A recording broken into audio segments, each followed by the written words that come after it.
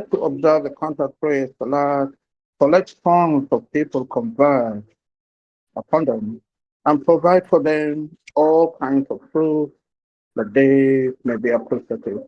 Let songs of people converge upon them. Is this not talking about Mecca, where the Hajj pilgrimage is being observed now, today? Yeah, of Uh, course. yeah, when some people would say Ketra, or is it Petra or Ketra, is the Yeah. focal point? Yeah, so just trying to know more. Oh, I see. That's a good point. The fact that no one converges on Petra proves that that's not what the sacred house is. It's very interesting. So one of the sort of the attributes of the sacred house is that people converge upon it. No one is converging upon Petra, then means that is not the sacred house. A very, very good point, brother. Praise God. Please go. Thank you. God bless you. Does anyone else have any comments or questions?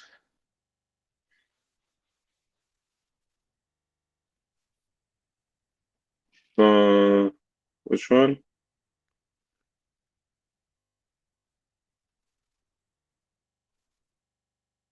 32 and 33, 16, 15. I don't think so. You want to go ahead? But we're reading 1431 to 1446. Yeah, yeah, it's all good because we put a bunch of verses. I might confuse you. We'll see it. Just for everyone to know, we read from 1431 to 46.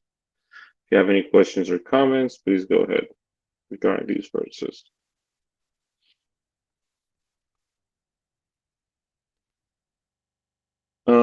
Yeah, but you can go ahead as well. We would love to hear what you have to say as well.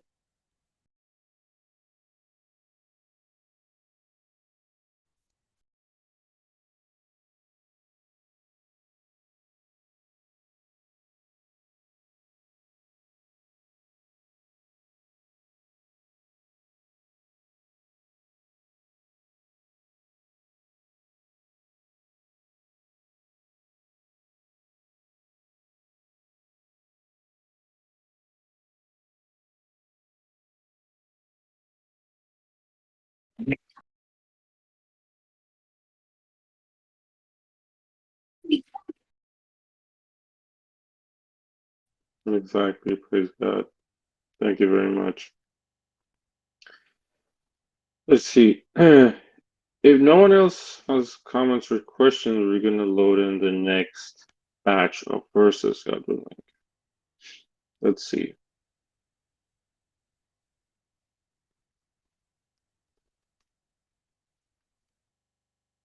So 14, 47, 16. Oh, 52 is the end of the chapter, so we're almost done. Let's just read these last few verses as well. Does anyone want to read for us 1447 to 1452?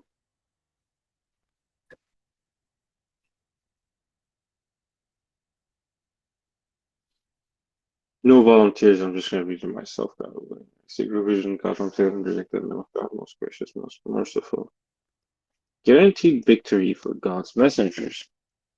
Do not think that God will ever break his promise to his messengers.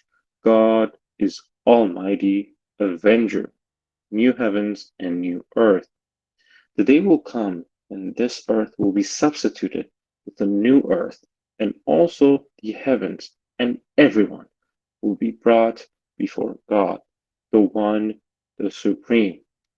This prophecy is also found in the Old Testament, Isaiah 65:17 and 66:22, and the New Testament. Will we await are new heavens and a new earth, where according to his promise, the justice of God will reside. And you will see the guilty on that day chained in shackles. Their garments will be made of tar, and fire will overwhelm their faces. For God will pay each soul for whatever it earned. God is the most efficient reckoner. This is a proclamation for the people to be warned herewith, and to let them know that He is only one God. And for those who possess intelligence to take heed. Praise God. Let's see. Got a few verses here. Any comments or questions? 1447 to 52.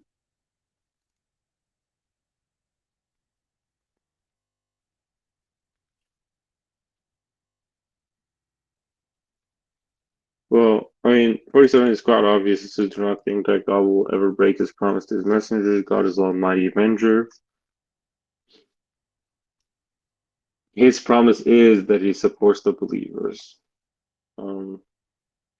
Always here, could you, please let's not spam the chat. Thank you. It's the fact that he doesn't break his promise and he supports the believers, and the victory is guaranteed for God's messengers. There's a very, obvious words. And I think there was another verse says victory belongs to the messengers. I have to find it, but I don't know where it is now. So there's that. Does anyone else have any comments or questions?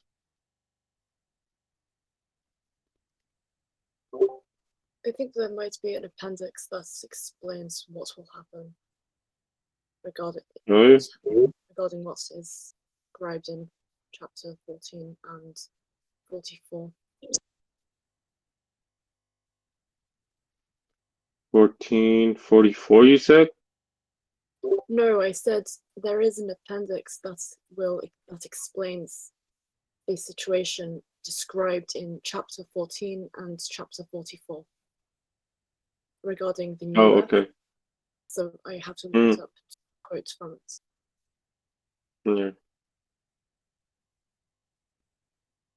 Yeah. I have a comment. I don't know if anything can be, it's more of a request. I don't know if anything can be done about it, but I can't barely hear anyone talking, and I have the volume wide open on my end. I don't know if it can be turned up on y'all's end or not. Can others hear us correctly, properly, or no? I can hear you just fine. Okay. Yeah, we can hear you, brother. So it might be. Thank you very much. It might be a problem on your end, brother, Dr. Ya. Yeah. Don't know if you can put it on speaker or find a way to increase your volume. If others are hearing us fine, it might be just an issue that you're experiencing, unfortunately. Yeah, it very well could be. I have it on speaker and I have the volume wide up, so it's probably just my ears. I normally don't have no problems hearing y'all though. Yeah, sounds weird, but I don't think there's anything we can do about it on our end. So Okay, I didn't know. Yeah. I just figured I'd ask. Oh, yeah, all good, no problem. Thank you very much.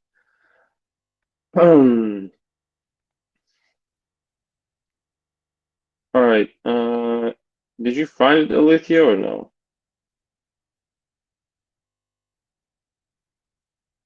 Oh, okay, if you did. Yes, it's Appendix 11. It says, and the earth will shatter under our feet,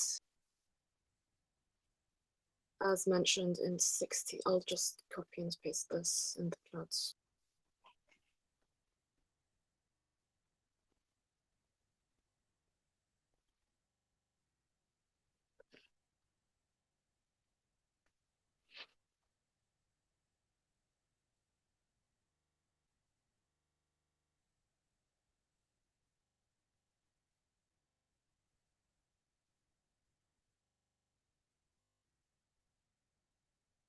All right, that's interesting.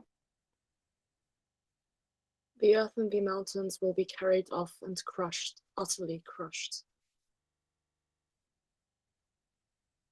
Yep.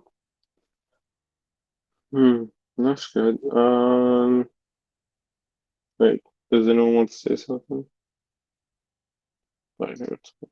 All right. Okay, if there's no comments or questions on these verses we read, we can continue maybe 10 more verses from chapter 15, God willing. And then we'll open it up for any kind of discussion, God willing. Let's see. May Chapter, I ask a question, please? yeah, go ahead, brother. 1448. 1448. New heavens and new earth. أعوذ بالله من الشيطان الرجيم بسم الله الرحمن الرحيم. The day will come when this earth will be substituted with a new earth, and also the heavens, and everyone will be brought before God, the One, the Supreme.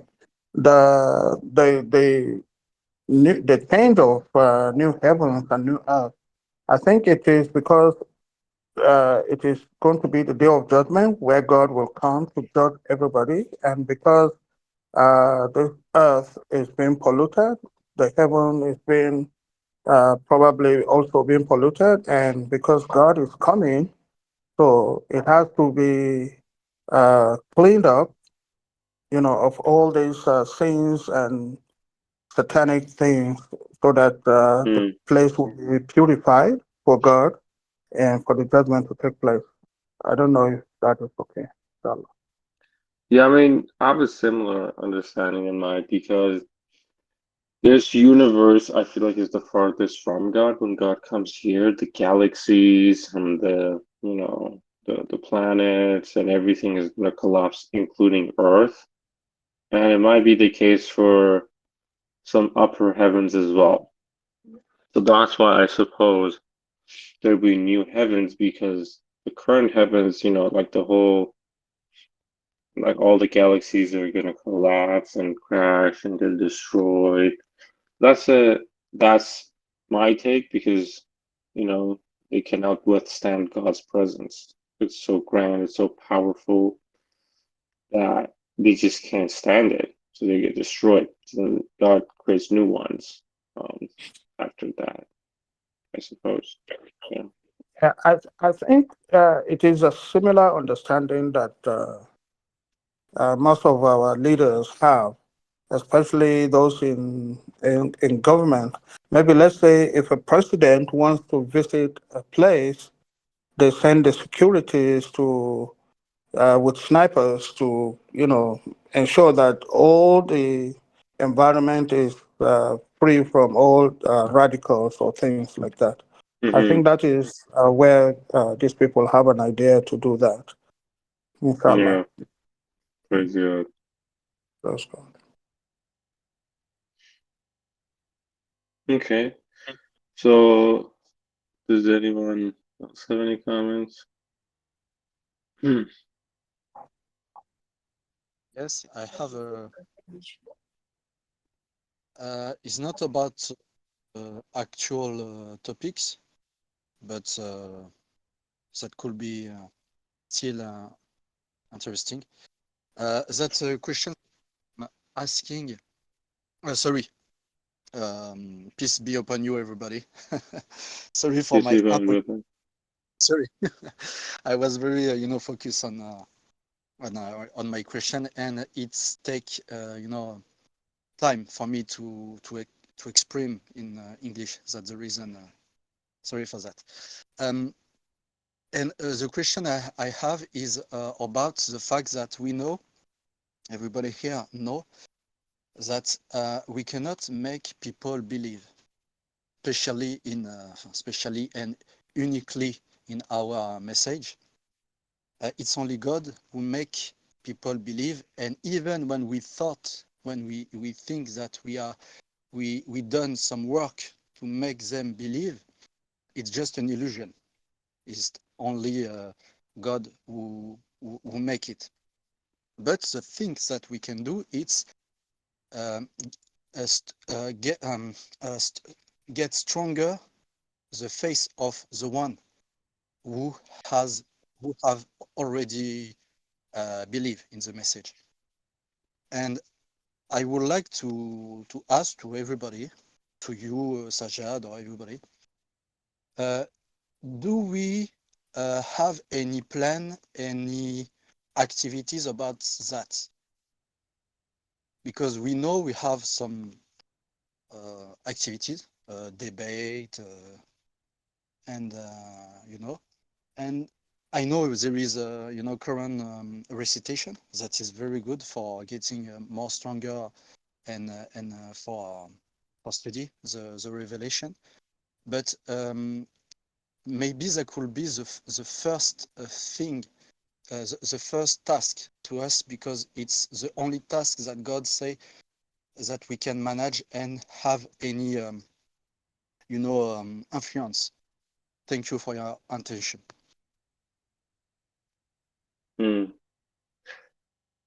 I didn't understand exactly. Could you? Did someone else understand? Every time I ask him something, nobody understands. I'm sorry. Not understand. That's fine. Just No, go ahead. Go ahead. Just repeat it. I was just writing down something. Could you please repeat it? I actually want to know what the question was. No, that's no,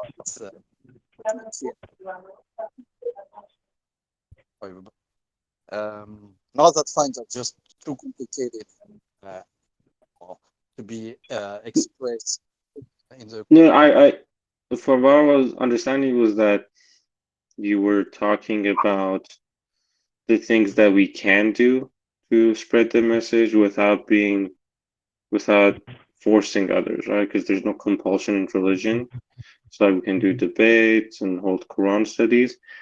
Were you asking if there's any other activity that we could do to like promote the message in a peaceful way? Yeah, to make it short, very short, I'm asking,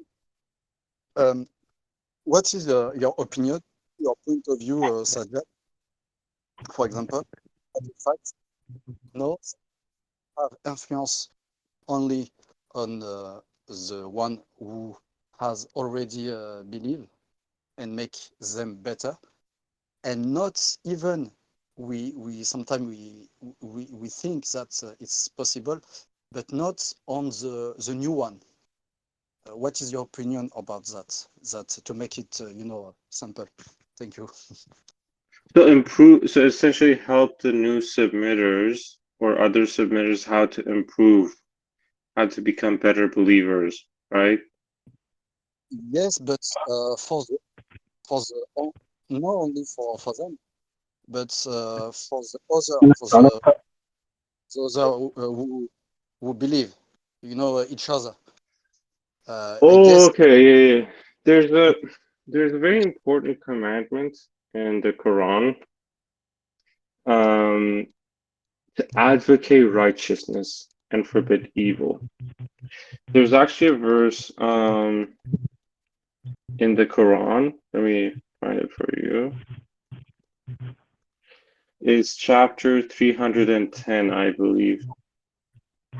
Chapter 310. Brother Abraham, could you please mute yourself? There's a bit of noise coming on your end. Sorry. So 310 says, the best community.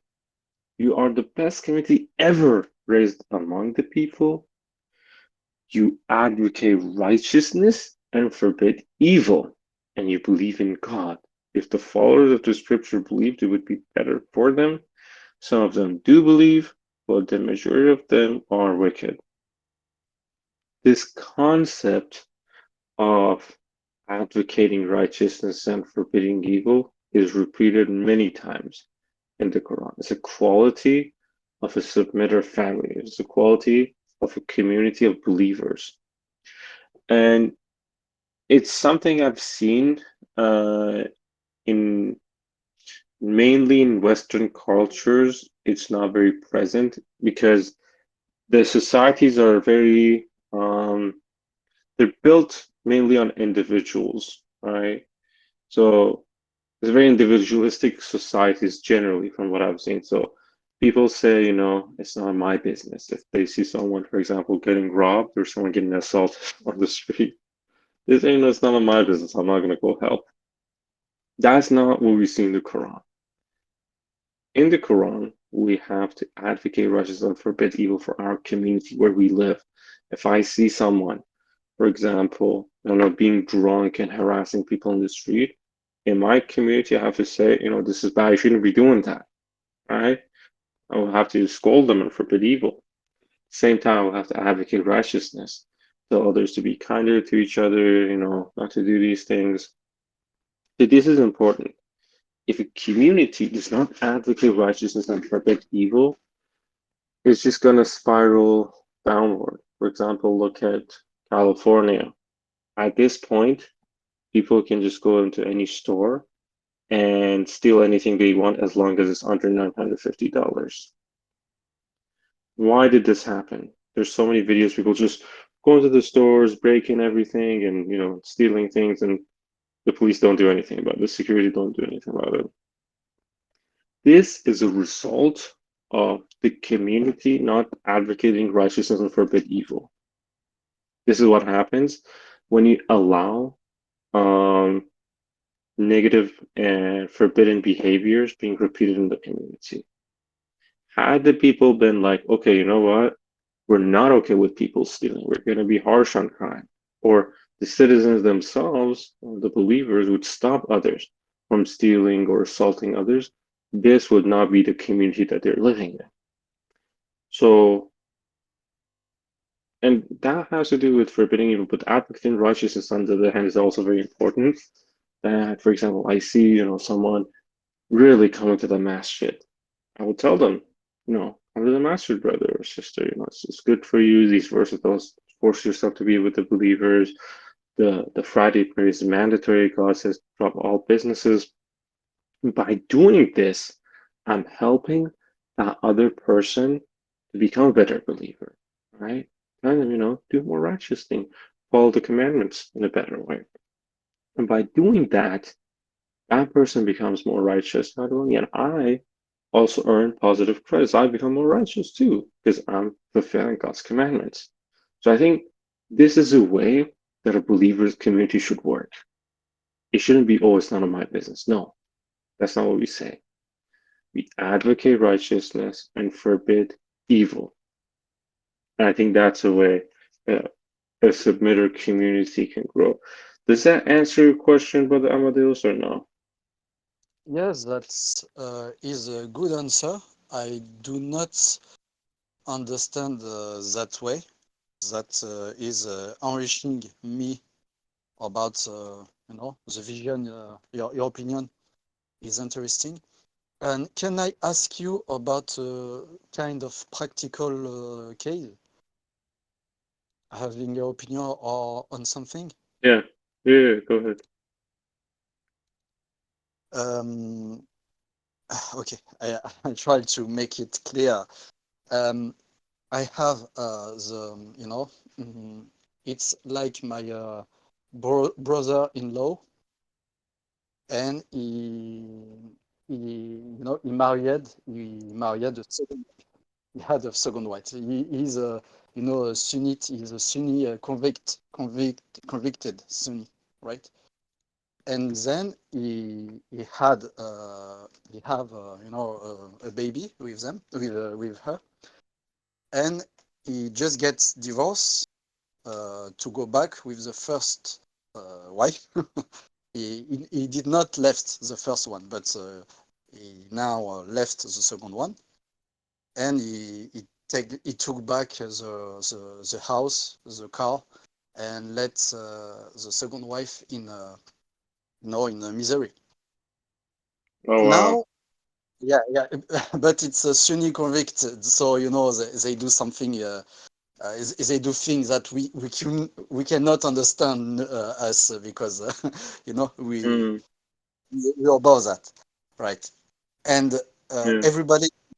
So, I'm sorry to I'm I'm honest, and in my family nobody is Semitic, I'm the only one. Maybe Mm. all my life will be the only one where I am. So right, and Mm. it's hard to play. The good practice that I should do, if I understood what you just said, that I have to go and to say Quranically with the Quranic law, you cannot do that. Here the verse, but I know it will going to make a lot of conflict if I do that. Mm. Yeah. Because for them I'm crazy, and plus I know that it's gonna be a family war if I'm going to him, because it's kind of imam plus. It's kind of imam. So I see. I have to go and to do, and sorry, look at what you are doing. It's not, Mm.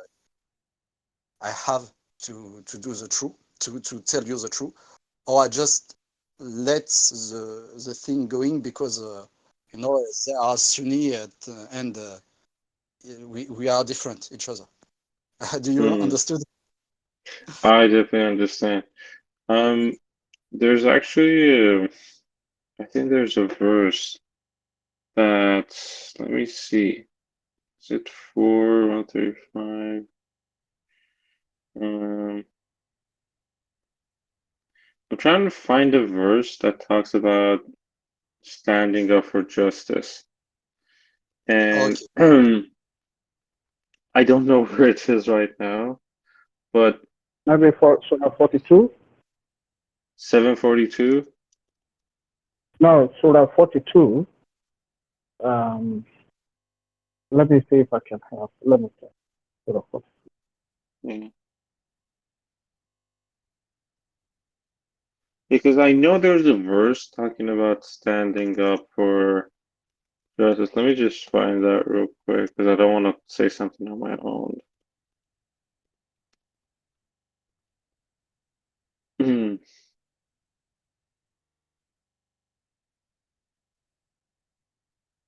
Because as you understand, Yes, the problem. 42, 39, and 41. Okay, 42. As you understand, is that people in the family trust him because he has this kind of position of like Mm, Islamic science. But I know there is no debate about it, about what is done. There is no debate, and that's the problem. I meet. That is what I have to do. I have to go to say. You have to do mm. another way, or just let it go and okay, because okay, you understand in the Yeah, I family. got the verse. So 475 is really good. And 4239 is also good. It says when gross injustice befalls them, they stand up for their rights. Although the just recorder for an injustice is an equivalent retribution, those who pardon and maintain righteousness are rewarded by God. He does not love the unjust. Certainly, those who stand up for their rights when injustice befalls them are not committing any error.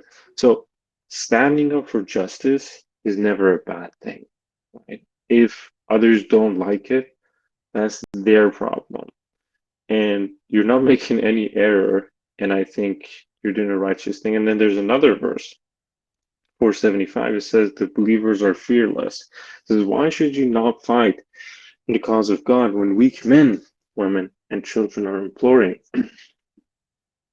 Our Lord, deliver us from this community whose people are oppressive, and be our Lord and Master.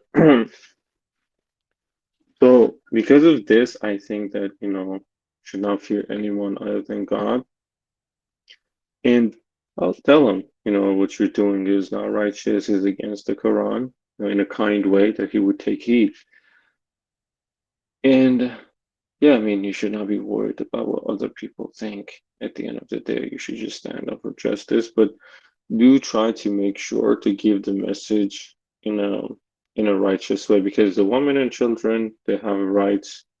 Um, if he wants to divorce them, there's a process to divorce them, and even then he has to support them financially, make sure, they're not miserable. That's horrible. You cannot be doing that. And I think, you being a submitter have to let them know, you shouldn't be doing this. This is not righteous. Yeah, praise God. Thank you very much for your answer. I just read the verse. It's perfect. Thank you. Yeah, praise God. I don't know if anyone else wants to also give their comment on the situation. Please go ahead. East, can you hear me? Yeah, we got you, brother.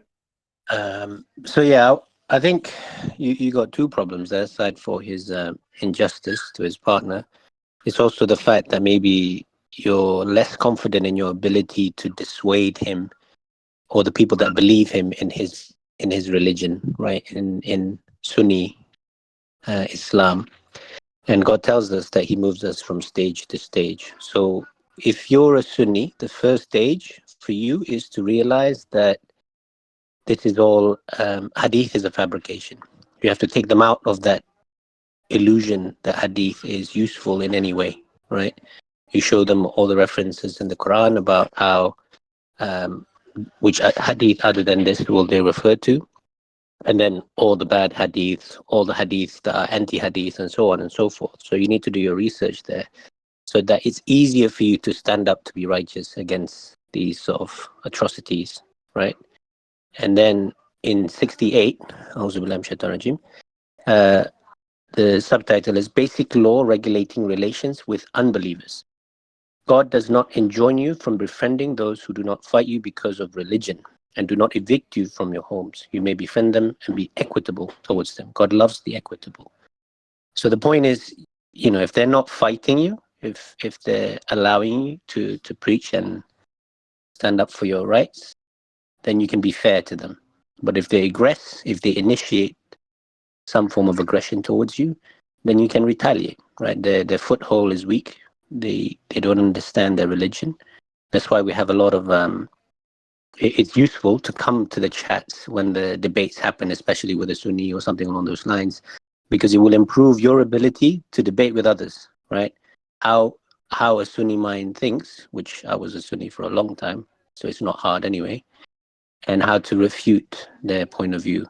So you need to be equitable, and you need to be, there's no harm for you to befriend them, but you need to be certain on your faith. You need to understand your religion fully, or as best you can, God willing.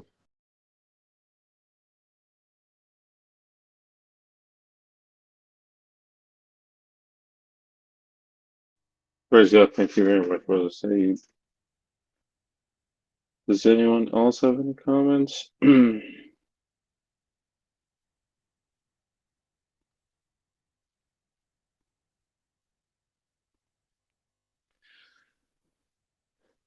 All right, there's that. Well, we're actually past the 1 hour mark. So now we're in the open section of the Quran study. If anyone has any questions or topics regarding the whole Quran or religion, feel free to ask them. It does not have to be limited to the verses that we read.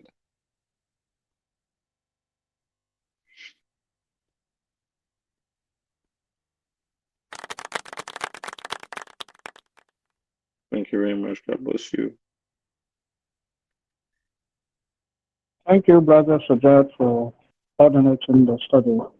It's wonderful. That's good. Thank you very much. God bless you too for helping, brother. MashaAllah. Praise God. There's that. I do have a question on treatment of the hypocrites. I don't know, because recently we were talking about this. Some people were saying that, yes, you have to like actively strive against the hypocrites and kind of, I don't know, like be harsh with them. But my understanding was that that's only if they are like physically fighting you, just like disbelievers. Like if they say something hypocritical, you can address it head on in a very serious way. But you don't necessarily have to strive against him. I don't know. What you guys think about this topic?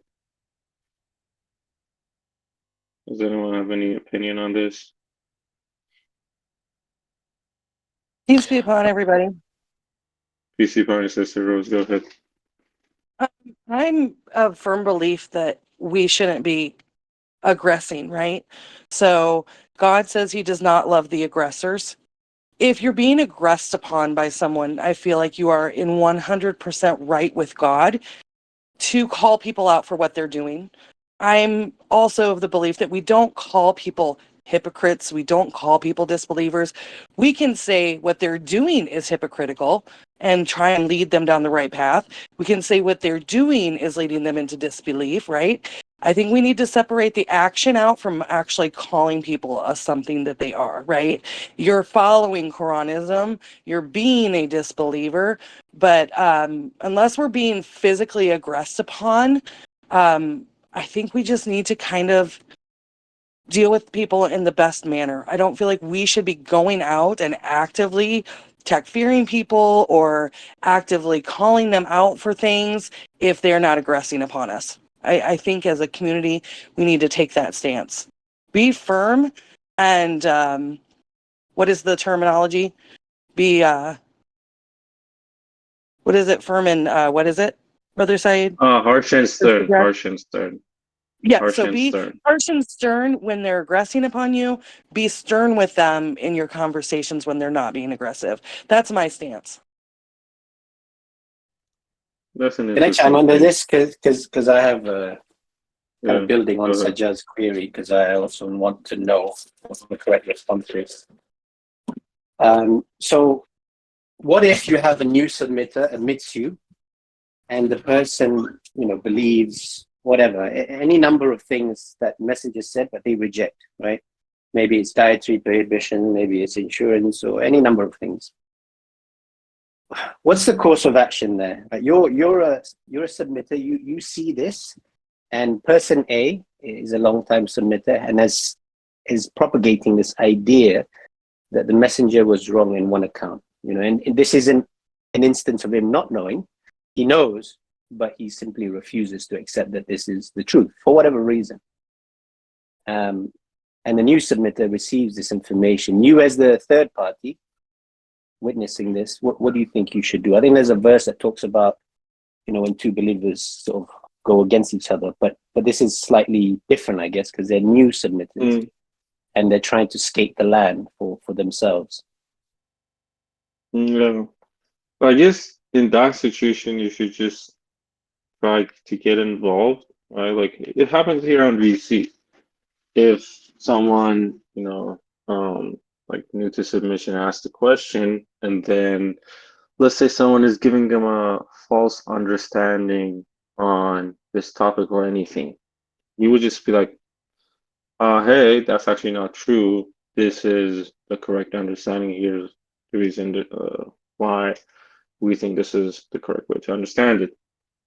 So if it's a conversation done publicly, then you can always intervene and be like, no, this is not what we believe in. And that's what we've been doing here, right? Like it doesn't even have to just to do with hypocrisy. Even when Sunnis give false understandings to, I don't know, someone who's interested in submission or someone who's just doesn't have any religion, we tell them, no, Prophet Muhammad never married Aisha, right? Or insurance is gambling, in fact. So because of this, go ahead, brother. And what are you finished? I don't want to cover that. Yeah, go ahead. I think Atif was waiting. So Atif, do you want to go first, and then brother God alone 360? No, it's okay. No. Go ahead. Okay, go ahead. So thanks, Sajjad. I think this is very correct. We should discuss the topics and not the persons. And whoever's trying to avoid making it about the person, if we do this, I think we will be we are not personalizing the matter. The only time you personalize it, when someone either attacks you or repeatedly has caused problems in the sense that it repeatedly have trolls or problems that, you know, is polluting, muddying the water basically from having a healthy conversation. So it is important that we talk about the subjects, not the people. Even if the person is the same person that has been argued about it for a long time, we keep it on the subjects. So because the subject is the matter of interest for everybody, especially if you're in a public platform like this, everybody's interested on the Quranic subjects and the arguments to be presented against an understanding. If we have an understanding, we say, these are the arguments for it. So what kind of arguments are against it? So we analyze the arguments against it. So we look at it from very very objective perspective and come to a conclusion about the subject. The person who's perhaps having the view, if he or she wants to maintain that view, they are welcome to do that, because there are many people who have certain views, they hold on to it for whatever reason. You know, we don't know. Maybe it's ego, maybe it's the fact that they have, you know, they have friends and family or people around them that have the same view, and they're reluctant to let it go, or maybe just them being stubborn. You know, some people are just like that. So we don't know the reason, but the truth of the matter is, if sometimes for a long time they hold a view and then they change their mindset. But if we keep the same approach and we don't get to the personality kind of thing, it really helps the people that are listening to come to an understanding, because the objective is to let the best argument win, inshallah. The argument that is supported by the Messenger of Covenant, the argument that is supported by the verses of the Quran. So you have to look at it from many different facets, and you present the argument from different angles and say, okay, what is the angle that can contrary to that? And that in that way we stay on the subject. So yes, if anybody coming to say, I don't agree with this, the Messenger of Covenant saying this, they say, okay, so there's a precedence in the Quran, say we hear and we obey. So if you think this is, you're hearing it differently, then we talk about different hearing. If you think he's wrong here, then perhaps he's wrong in many other places, and we are looking at a different religion. So sticking to the topic really helps. Thank you very much. I just want to Praise say God. something that my mom used to always say Go to on. me. Every time you point your finger at somebody, there's 3 more pointing back at yourself. So just keep that in mind. And whenever we're pointing out everybody else's flaws, it just magnifies our own flaws. So we want to keep that in mind. That's just a little life lesson. Thank you. Just to build on that, thank you, brother. I mean, just so that I understand it, right? So to my initial scenario, let's say that does happen. Person A says, I don't know, interest is not haram, for example, and we know there's evidence of the fact that the messenger has said it's prohibited. And person B is a new submitter. In that instance, if I understood you correctly, I should interject and say, well, my view is this, right? I've heard this audio by the Messenger of the Covenant, and he said that it is prohibited, right? So in that manner, I haven't attacked the person as such, but I am making it clear that there is a truth to be stood against the falsehood, right? And it is then up to person B to decide, look, I need to do some research on this, and also up to person A to say, actually, I challenge you now, right? That's wrong because A, B, C. And then if they engage you directly, you go back and you say, yep, well, A is refuted because of so-and-so, B is refuted because so-and-so, and did you also look at this, right? Did I kind of get that mannerism correctly? That's exactly what I'm saying, is that staying on the topic and presenting argument for the topic. And when you present the argument, you present all the argument, and you hear the counter argument, and you refute the counter arguments presented. But the point is that the intention is not to corner the individual as the representative of that belief, because if you make the person and the belief on one, then it's very hard for that person to separate himself from it if he has any bit of an ego. You just have to note that everybody, unfortunately, majority of submitters have not fully killed their ego. You rarely come to very few submitters that have fully killed their ego and are always willing to let it go immediately. So For people to let it go, it takes time of their belief, because there has been a time that they have made association with that understanding. And that association, de-association, is not an overnight process for many. It is an overnight process for some that are 100% submitting and have killed their ego completely. This is an immediate process for them. They say, you're right, I let go, or I think about it, or whatever. They're not taken aback. But for most, they are taken aback, and they become defensive. Once you put them in the corner, a person, then they become defensive. Then the argument shifts from the subject to the person. And that's when we lose the argument. And we digress from the point of having the platform. The point of platform is to have open dialogue about the subject. But you understand me correctly, inshallah. Yes, my understanding that we should stay on the topic, not the person.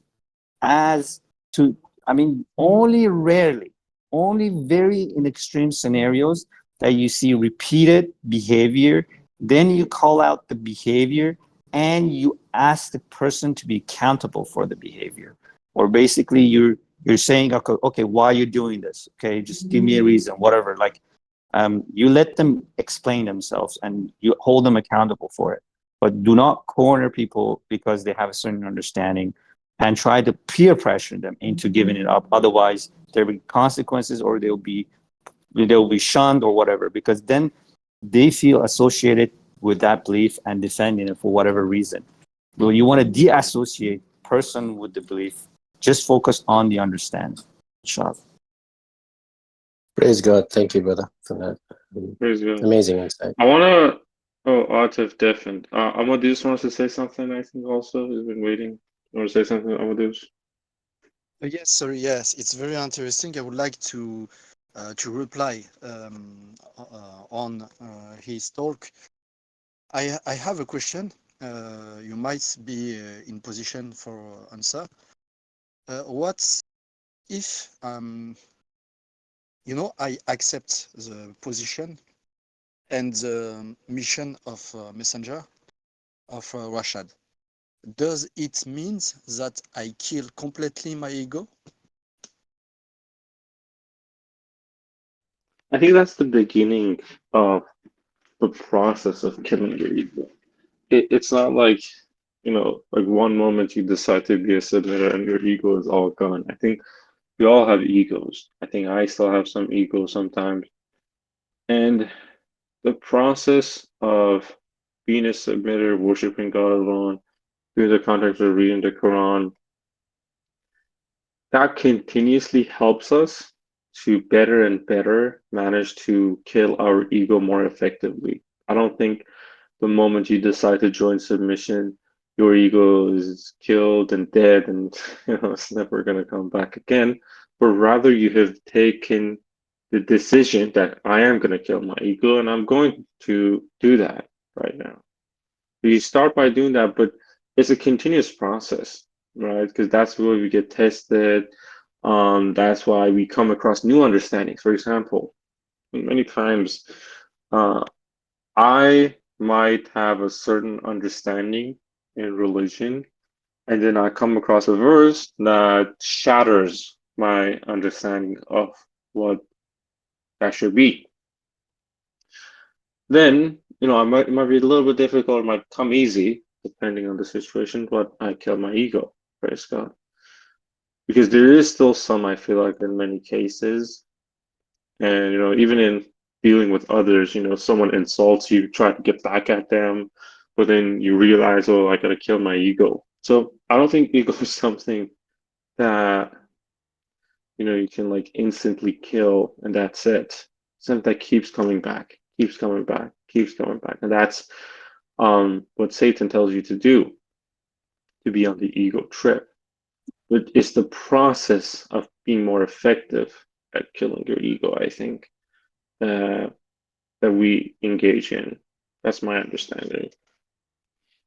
All right, it's clear. All right, thank you for your. Yeah, I understand. It's a starting process, but yeah, we keep carrying a ego, but starting process to have the control on your ego on the other.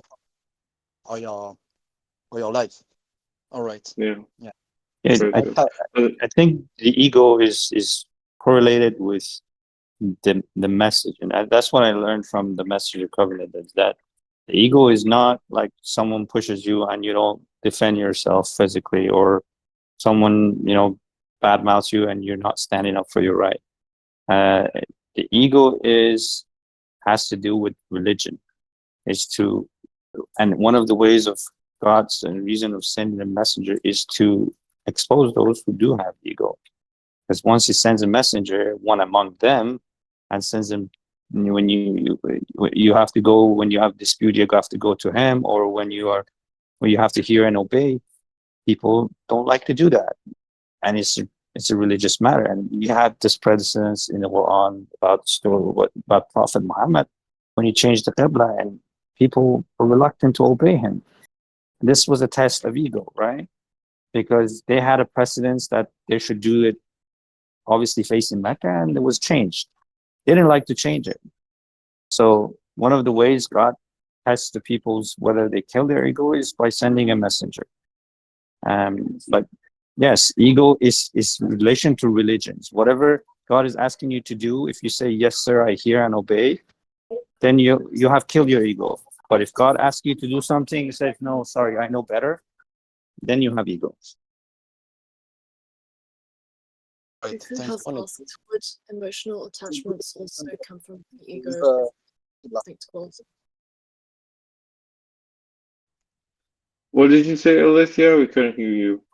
So Goku has asked, would emotional attachments also come from ego? Good I question. would say that emotion makes ego living, exprime itself, but not the, I would say the opposite. I don't think it can be intertwined, but I don't think they're one and the same. Because, for example, someone who's highly intellectual, their ego is the fact that they are used to being correct, right? So you come at them with logical limitations of your understanding, and that would be sufficient for them to reject the message, right? They need proof to the nth degree. But God says in the Quran that when you reach a certain age, you'll realize there's a limit to your knowledge, right? You can't go beyond a certain limit. It's submission for a reason. You have sufficient proof to make you submit, like the magicians when they saw that Moses' staff turned to a snake. They saw that, and immediately, because of this mastery that they've had, maybe their whole lives they practiced to do this one meager thing. When they saw true miracle in front of their eyes, they knew it could have only sourced from God, right? And this is true in most people, whether they're mathematicians, logicians, studying language in some way or whatever. When they see the true miracle embedded within the Quran in many facets, I think Brother Peter said before, the truth has infinite resolution, right? They submit totally. So the ego, and for me, I think ego is not something that's continuous. The process may be continuous, but realistically, I think the process is discrete. Your ego can only be killed if you engage someone with a different opinion to you, right? You don't just walk in a park and all of a sudden your ego dies thinking about it. No, because your ego is a part of who you are, how you operate. When someone says to you, look, I have proof, evidence that the messenger said insurance is prohibited, right? You prior to this didn't believe it was so. Upon receiving this message, yes, you need time to compute and shed that part of you that used to be associated with your identity. And over time, this gets easier. When I first submitted, I received at least 3 of these instances, right? Where my understanding was false. And it wasn't like some nascent understanding. I spent significant time in each of these understandings, and it still didn't come close to the truth that God gives, right? To the messenger. Like it was nothing, like it was easy.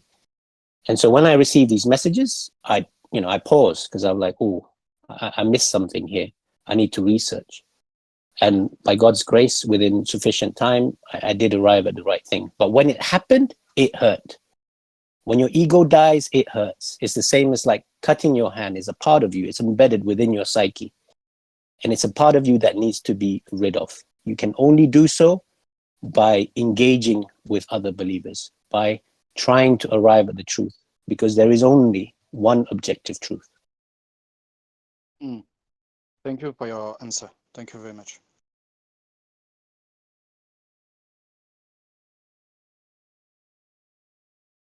I have a last question.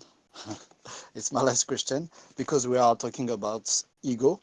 Do you think that ego could be or can be symbolized by the gene that follow us in our since we are birth? Since the starts, the very beginning of our life, we have a gene following us. Is it kind of symbolization of ego? So I did a talk on this. Sorry if someone else wanted to answer, but just finish off. I did two videos on this. One presentation about the ego in a psychological perspective based on the Quran, the nafs, right? Kill yourself, the nafs. And the other angle was also looking at jinn, whether it's conditional or not. I'll link you the video. It talks about how, I can't remember if I included the discussions at the end. From a psychological perspective, they believe that you as a person sits in the middle between these two identities. Your jinn holding, let's say, the ego, and your human soul holding something called the super ego or the ideal self, right? And the person in the middle is id. By the end of the discussion, we realized that the ego is the jinn. The ego is the part of you that sides with Satan, that believes that some small amount of sin is inconsequential, right? What's wrong if I put Muhammad's name next to God? I still know that God is absolute. No, that's not 100% submission. And the human part of you is obviously the one that is still fighting to seek this path. So there was an argument to be had about, and you're intertwined with this jinn, right? The moment you think something, your jinn is trying to counter and say, oh, why don't you just do this bad thing, whatever the case is. And the reverse is true. No, I want to be righteous. I want to serve God. I don't want to miss my prayer. It's an eternal debate, which by God's leave, if you become a mu'min at the end of it, the voices, the dissonance between the two identities mutter into complete agreement, right? You've shook hands. The jinn agrees, you agree. God is one and absolute. The ego is fully dissipated. But I don't know if you could ever get there, but I would like to think, yes, you can. I'll send you a video link now, God willing. All right. Thank you. Thank you again. Can you link, share the link of your work on the chat, please? Thank you. Do you just want the video? You can find it, however, from the video, I'm sure. Okay. Thank you.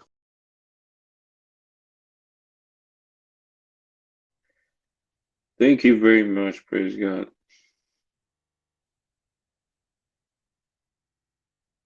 Arthur, if you're back, I think you wanted to make a comment like 15 minutes ago, but you never got the chance. Do you want to say what you wanted to say back then, or you forgot?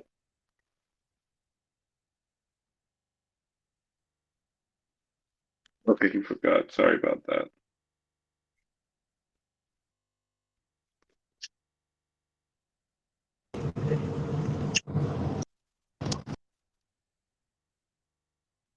All right, does anyone else have any questions or comments?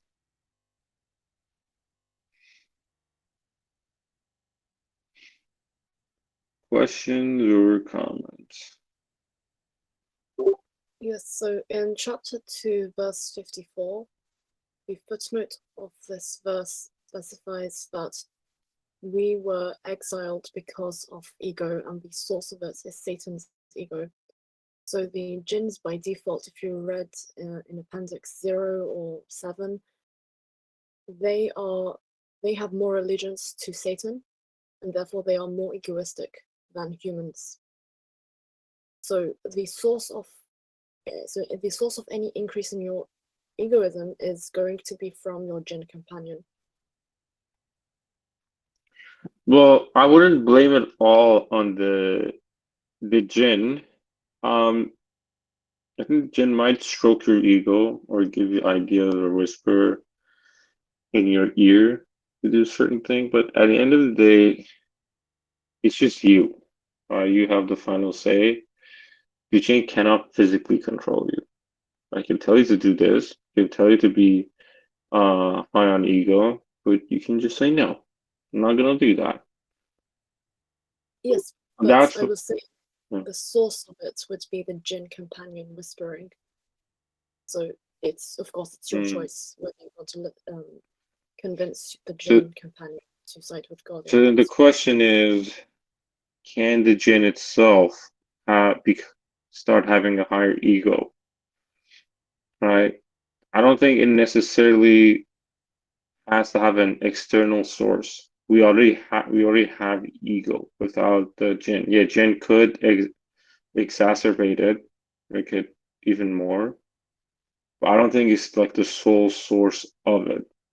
It's like a catalyst for it. From my understanding of Appendix 0, jinns are more rebellious and egoistic than human beings. Yes. This is why we are separated. So I was saying, by default, the jinn companion is going to have more egoism than the human soul. Yeah. Yeah, this jinn soul will have more egoism than the human soul. So we are not going to get an increase in ego from God. It has to be from the satanic entity known as the jinn by default. No, but what I'm saying is that where would that jinn itself start getting more ego? Can the jinn become more? I didn't get an increase in the ego. I said the human increases. I know, but I don't think it has to be just from then. It doesn't have to be from God. It can be from you. That's what I'm saying. That you can, like, your ego can grow without even jinns, right? I don't think it has to have an external source necessarily. How did the jinns become jinns? How did the humans become humans? Because our ego grew and we decided to be here, but we put a stop to it at a certain point, but that doesn't mean that it cannot grow anymore on its own. You see what I mean? Do you think that the human soul can surpass the level of egoism that a jinn has without external? Of course. I mean, I don't know without external source because we can't see what's happening behind the scenes. But we know there's righteous jinns, and we know there's unrighteous humans. The righteous jinn has a lower ego by default than an unrighteous human being. So they can definitely surpass the level of a human being. You see what I mean? Now, whether it is with an outside source or internal source, I'm not sure. But I don't think it has to have an external source. Because then we have to say there is one. My next question is, if we can quantify ego, let's imagine for a second that we can, there is a way to do this. My point was, in order for a human being to become as egoistic as the jinn, it requires the jinn's input, because the human originally will not have, like, let's see it as the threshold of ego. By default, without life experience, the jinn state is that they have a higher threshold of egoism than the human baby by default. So is the human's maximum threshold for ego during life, or at the time of death, equal to the maximal jinn egoistic threshold, or can it surpass that jinn's default maximum threshold? This is my question. I think the starting point might be different, but there's no limit on the end point. All right, so we know we start with probably lesser ego compared to jinns, but I don't see why we have to end with lower or equal compared to a jinn. So it really comes down to the individuals. I don't think there's like an upper limit for how egotistical someone can be, you know? So that's my take. I don't know if someone else has any different opinion. I think this merges the concept of jinn and ego, right? There's a verse in the Quran where God says, if they reject my message, we appoint the devil as his jinn, right? And I go through another video talking how the process of Satan being relegated and outcast when he presented himself as a deviant was basically a demotion, a change in stature and quality, right? He became a jinn, and so your jinn can also, or your companion can become a devilish jinn.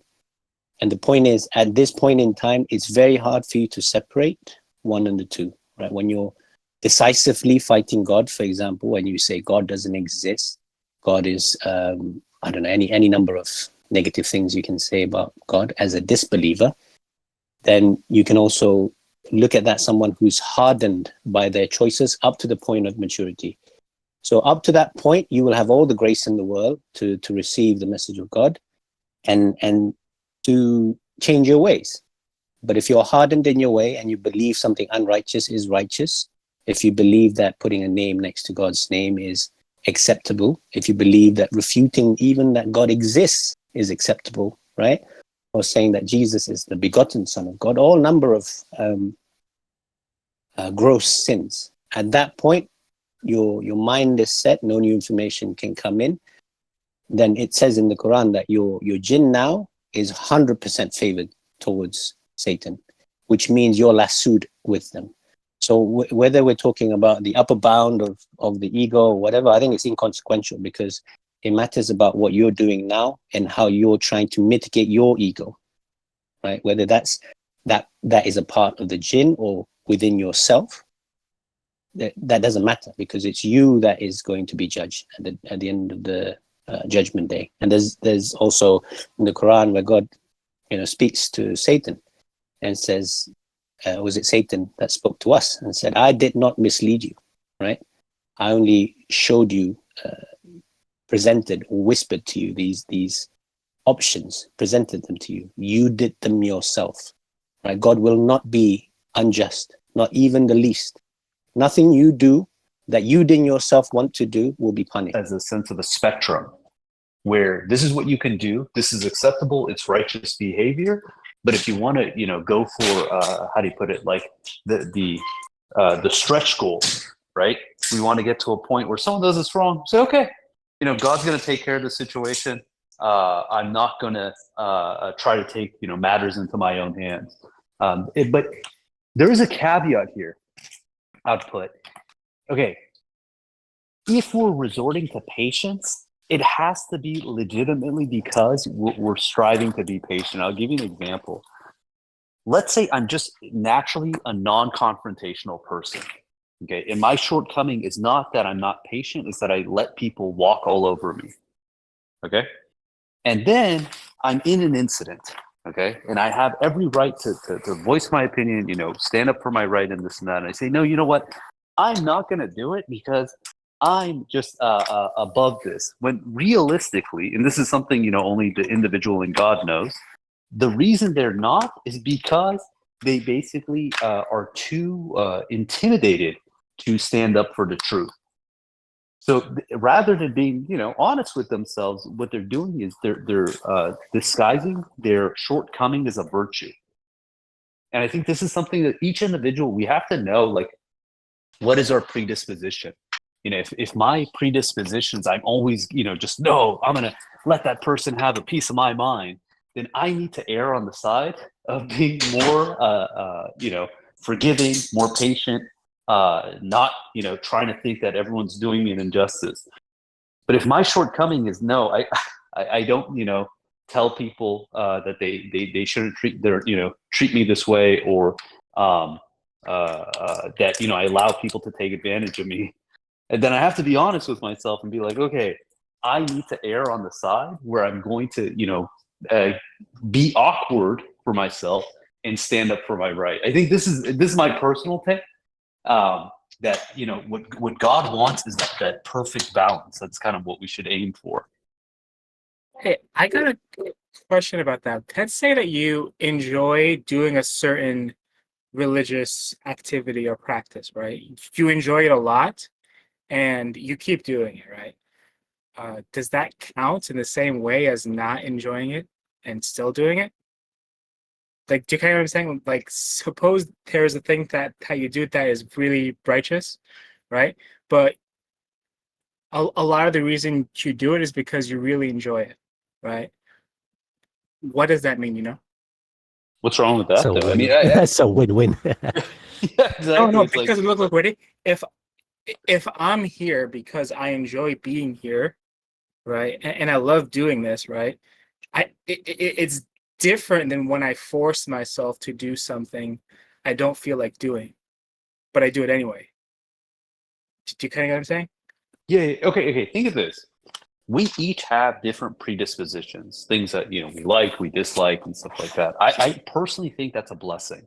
You know, I look at some jobs and I'm like, man, I would never want to do this. And then you see, you know, your coworker, like, oh, dude, I love that job, right? It's like, I feel like that's just the beauty of God's design. And when it comes to the elements of, say, for instance, you know, how different ways we can strive in righteousness, again, I see that as this is a blessing from God. There's some people, they want it, you know, the way they draw close to God is through commemoration. There's someone else, the way they draw close to God is through charitable acts. Someone else is, hey, you know, not to say. What if commemoration gives you this massive oxytocin, dopamine, serotonin rush, and you feel great doing it? Praise God. You can share that blessing with other people, right? Like it's worth less if you don't feel like doing something. Like, how do I word this? Like, it's worth more when you don't feel like doing it and you do it anyway, than if you're doing it because you enjoy it. Because now you're kind of serving your pleasures, right? Hold on. I think I got a parable to this. So I remember researching about the Arabic language, right? And I remember looking in the Hadith where it says if you read the Quran and not proficient in it, you know, you get double the reward, right? So basically, if you're struggling to read the Quran, albeit in Arabic, is the inference from the Hadith. It doesn't say it has to be in Arabic. You get double the reward, right? You don't really see that in the Quran because I think everyone serves a particular function, like what Brother Peter was saying. I saw recently on the Friday prayer a new submitter, and I could tell that he's gifted a different way than I am, right? He's very artistic, very laterally thinking, and so on. And I think with the best will in the world, I could never fulfill that role, right? I'm just not interested. It doesn't favor me in any way. So realistically, if you are forcing yourself, I don't know, these are options that have equal weight. You're forcing yourself, I don't know, maybe to make videos or to engage in debate or to maybe fight back, or whatever the case may be. You know, God knows best if that's extra reward for you. Obviously, you need to understand God's commandments because his soldiers or his submitters aren't weak, right? We stand for truth and justice. There's also an incumbence upon you to realize, look, I'm not being myself here. I'm not presenting the truth, right? So there's a part that you have to cross the bridge once you build the confidence to cross that bridge. But there's also a part where you're talking about these activities that have equal measure, whether it's zikr or, you know, to me, they're all pretty much the same. Remembrance of God. Some people like to sing. Some people like to, I remember Brother Julius telling me he likes to think about numbers, right? That's how he commemorates God from Code 19 perspective. And to say one that you do, if I don't think in numbers and I have to think in numbers, gives me more weight, I think it's ludicrous because whatever that you do that resonates the most for you to remember God, to serve God, is the best way for you to do that, right? Whatever that may be. If you have no avenue, start somewhere. But then once you find your little domain, stick to it, right? And by God's grace, He's running everything. Your domain will expand to enjoy these other things. I remember, I think it was Michael Jordan, he said he hated, I think, defense. And he practiced nothing but defense, right? To the point where it became his forte. So I kind of see the same similitude. You should enjoy what you do well, and maybe practice, dabble a little bit in whatever you're weak in. But they all come naturally, cohesively together. You grow as a uniform bubble. That's how I see it when God grows us, right? Whether it's from a language perspective, presentation perspective, our knowledge base, so on and so forth. All these happens continuously and homogeneously. Yeah, those are great points, but like a lot of the time when I'm doing something, I'm asking myself, who am I really serving, right? And is it always like, is it 100% towards God, or is it because I'm doing this because it makes me feel good? I enjoy it. There's also these other reasons why I'm doing it, right? Like, there's this question that arises, like, what am I really serving here, right?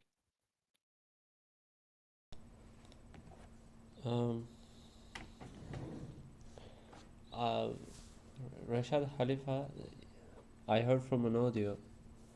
He was telling about, so they were praying, then just when they start the praying, say Allahu Akbar, all the flies come to them, and he see this as, says, I guess God wanted to give us more credit.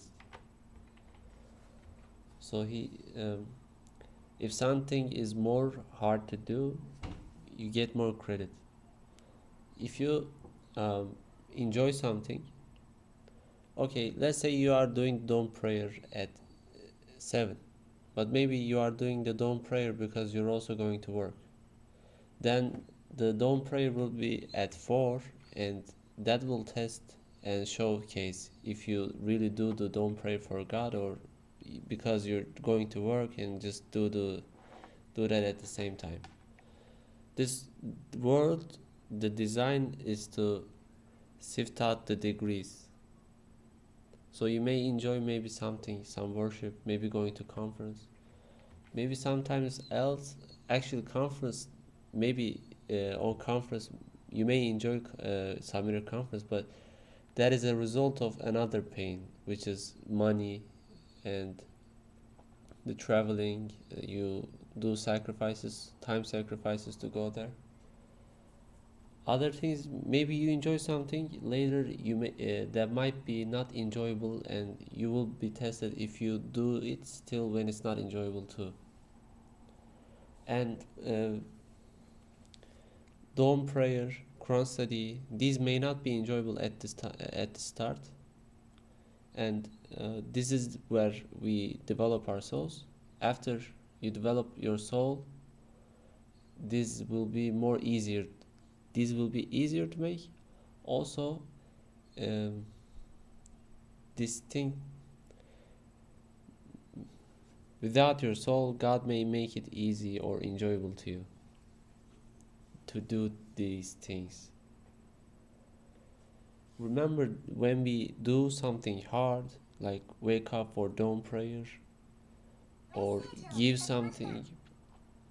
money to a poor person, when you give money, you are taking that money from your body, which your body likes money, and you're giving something your body likes, and giving it to somebody else. Or when you wake up for the dawn, your body wants to sleep, and you tell your body to wake up. So you are taming your body. Same thing with the controlling your temper.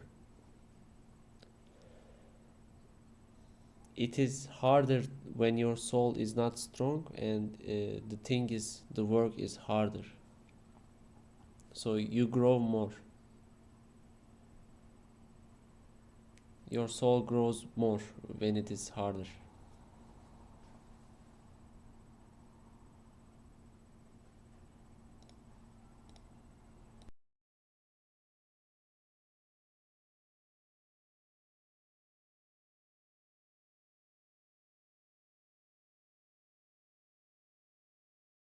I don't know. When I look at it, a lot of the Quranic verses talks about how your reward is, manifold if you do righteousness, but if you commit a sin, the quantity that's ascribed to the sin is precisely for that sin, right? So it's a 1-to-1 if you commit an error, and it's manifold if you do righteous works. The only one that I saw was for Jews and Christians who are righteous; they get double the reward, right? I'm guessing it's because their covenant is far more stringent. I'm not sure, but there's also this one in 57:11. Who would like to loan God a loan of righteousness, to have it multiplied for him manifold, and end up with a generous recompense? That's the closest I could think of as something that you might begrudgingly do, right? Because every other sort of verse talks about the reward for the righteous, or those who believe and are steadfastly being righteous. Oh, Is that of Saeed, are paradise? you saying that the reward being multiplied manifold, part of that reward is your enjoyment of the activity, so you earn more manifold credit? Is that kind of what you're saying? No, I'm saying the loan is the unlikable part, right? I don't.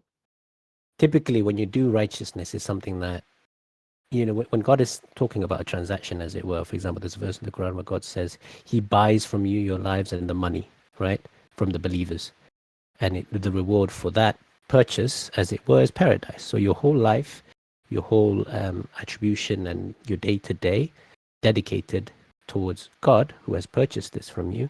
Your reward for that purchase, the transaction that you're getting from that, is eternal paradise, right? So this is a beyond equal trade. I'm saying when you take a loan, or when you give a loan, it could imply some kind of begrudging aspect to it. So you're just lending God righteousness. Ultimately, He's in absolute control. So this is effectively your soul in concordance to His will anyway. But I'm saying that word specifically, the loan of righteousness, could be seen as something that you kind of have to, work hard to achieve, right? I got to get up early. I've got to pray. God willing, I've got to do, bring people into submission, strive in the absolute best way that I know how, whatever that may be. That's my loan of righteousness to God. And that's the only example I can think of as something that is difficult to do. If it was something easy, let's say I was already a mu'min and this is my life day to day, then I don't know if it qualifies as a loan. I don't see anything in the Quran that says that doing something that is difficult, righteous, gains better rewards than doing something that is... The righteous act is a recompense for that righteous act, right? Albeit some righteous acts will have multiplication against it.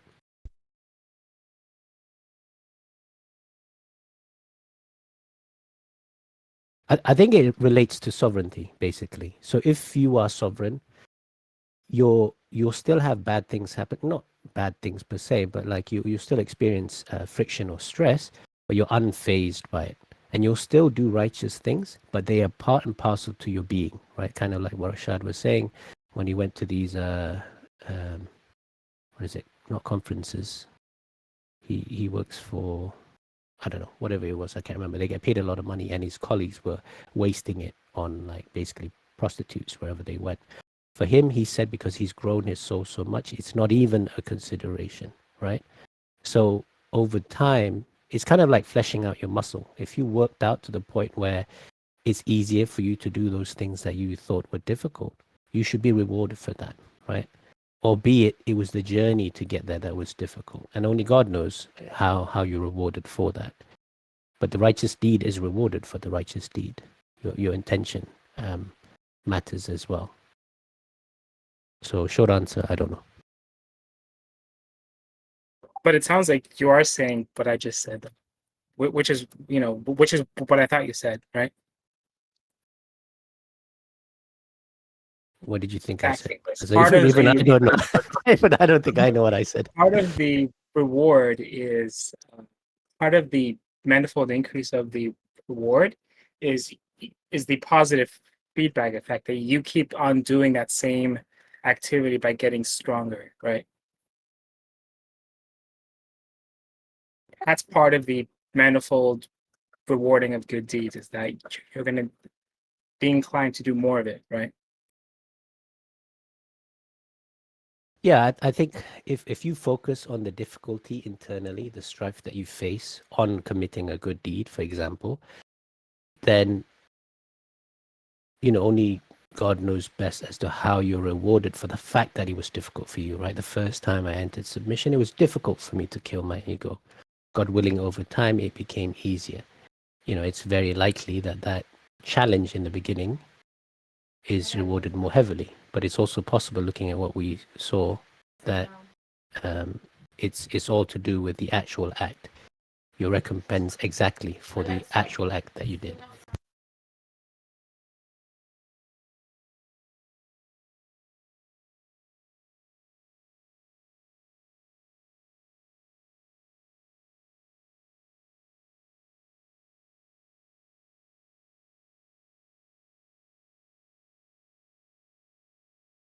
Are we allowed to move on to a different question regarding the Torah?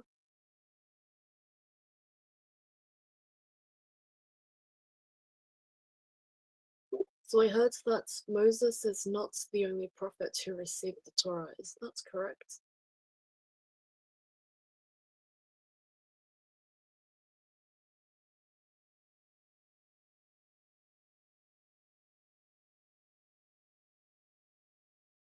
Yes, I guess his brother Aaron received the revelation with Moses. That's the reason there is a plural form when it's about the prophet of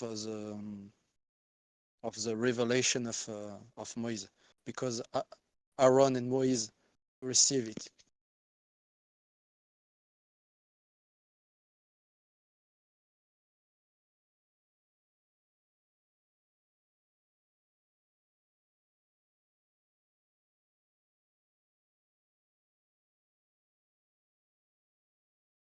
Though I heard that the Torah is broken up into separate books, so not all of the books within the Torah were given to Moses and Aaron. Does anyone have a source for this? It depends what you talk about. Talk about Torah, because Torah it's a kind of generic name. I don't know, because in French we use the term Pentateuch. That means the 5 books, the Genesis. I don't know what is the name in English, but there is 5 books, including the law, because Torah means the law, and in Hebrew. And sometimes people say Torah talking about the Old Testament, or something about other parts. But the law, if you Moise receives the law. If you see in the Gospel, Jesus say so, and even in Quran, Moise received the book of the law, the book of the statute. But sometimes it's used in different way. Sometimes people say Torah, but they are talking about the Old Testament. You can check it on internet or different study. You looks like it's not used the same in the same acts.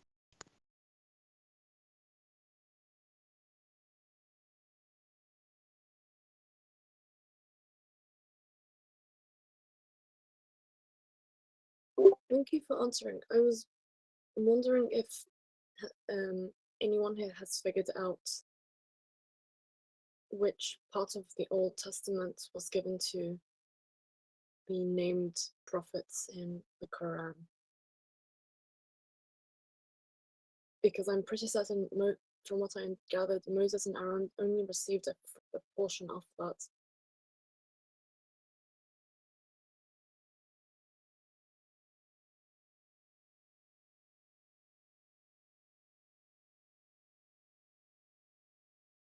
Because the Jewish and Christian accounts of which prophets received what book is not accurate, since they use their own hadiths for that.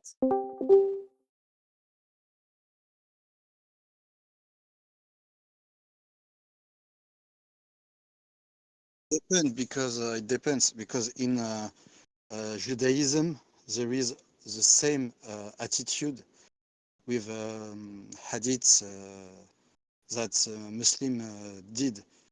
You can find Misra and Gemara, which is constitute what we call the Talmud. The Talmud is this kind of hadith for Jewish. It's a compilation of a commentary of the old and great Jewish commentator, ancient Jewish commentator. They put all the commentat, all the the writing on the Torah in two books, Gemara and Misra, and then it constitutes the first source for guiding Judaism. It's the same logic which is hadith, or even with the Christian, because if you look at the I don't know, do you say in English, Paul, he written the the epistle, and it's other book, it's another vision, it's a commentary about the gospel, about the Jesus message. So yeah, so it depends. If you go to the Jewish, you can find that they do not follow the Torah because they are follow Talmud for most of them.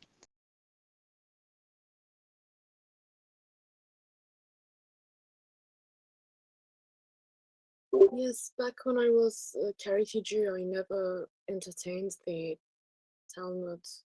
So, like, I even questioned how do Karites in general figure out which prophets received what and where is the actual evidence for it. And there has been like a discord about that amongst the rabbis, even though they are not seen as a source of law in Karite Judaism, which is basically like the Quranism of Judaism. Yeah, I wonder what's the Quran, what's the Quran will say about the prophets, and if there's a way we can like cross-reference through, between the Torah and the Quran, for instance, if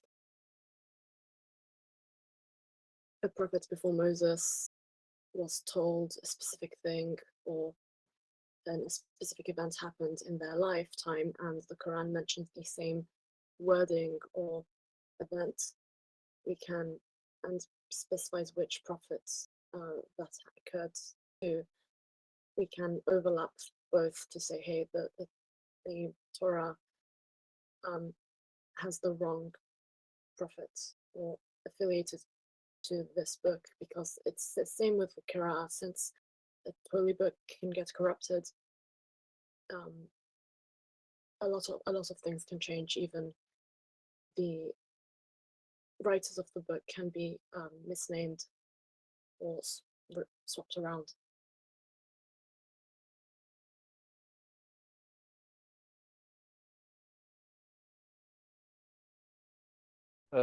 You mean some corrections that Quran does on the Old Testament that you mean to be short?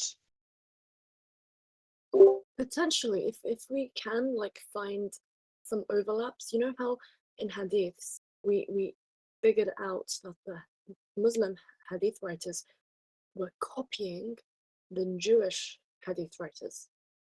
Like, we have some evidence of this linguistically. So I was thinking if we could do the same, but for the Torah and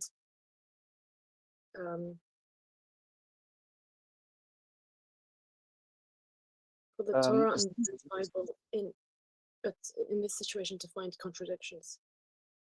There is some contradiction. Sorry to interrupt you. Yeah, I'll let you finish. Yeah, so within that corruption, there has to be some truth. So the idea is we take the verses from the Torah and look for them in the Quran. And once we find them, we can then see which parts of that verse or chapter are incorrect or are There is a great claiming that a certain prophet wrote those down, when in reality we find out it's different prophets. So it's about matching the right prophets to the right books. This is my aim, I guess. Yes, I guess I understand. There is a great book. It's the most, it's the most Orientalist French author. It's Maurice Bucaille, and I read his book, and it is about the facts, all the problems that you can find in the Old Testament, and the correction that you can find in the Quran. You have things like Haman. I don't know if you see who is Haman. Haman in the Quran is an architect. But in the Old Testament, Haman is not an architect. He is a kind of general of army, something like this.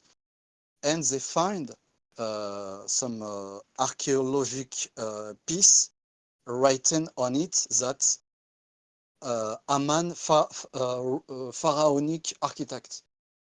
That means that the Quran version is really true. He done a lot of work like this in this book on the comparison, but about the books that is linked with prophets, there is only there is only Abraham with a leaflet. There is Aaron and Moise with Torah. There is David with in France the Psalm, but there is David with the Psalm.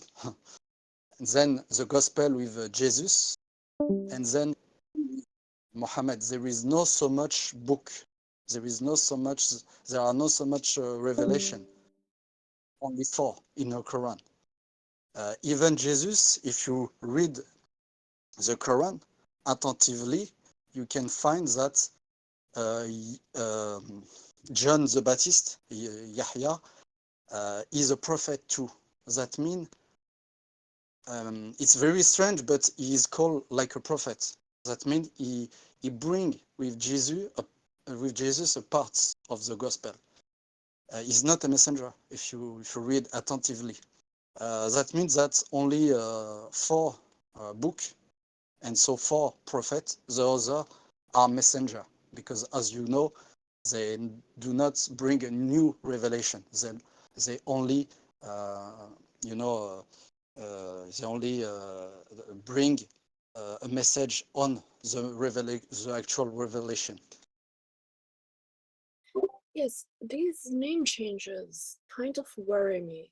Yeshua to Isa, John, whatever that was back in Aramaic, John the Baptist to Yahya. Like, how did we pinpoint that Yahya is John the Baptist? Is there any external source regarding his name's etymology or translation into Arabic as Yahya? I guess if you read the Quran attentively and you compare with Gospel, that kind of evidence, because we know that Elizabeth has there is a link of there is a link. It's a kind of the same family. And Elizabeth is a cousin of Mary, which has a baby before Mary, and the baby is a cousin of Jesus, and it's the same when you read the Quran. So you know that Yahya is John the Baptist. It's kind of evidence, but it's not so much mixing if you use only English term. That's the reason, to be exact, when I talk with people, I never use Arabic term, because as I'm mixing up my, it's difficult. It's more difficult when you are not Arabic speaker. Use only French term, and that more exact. I understand what you are saying. It's difficult what you try to, yeah.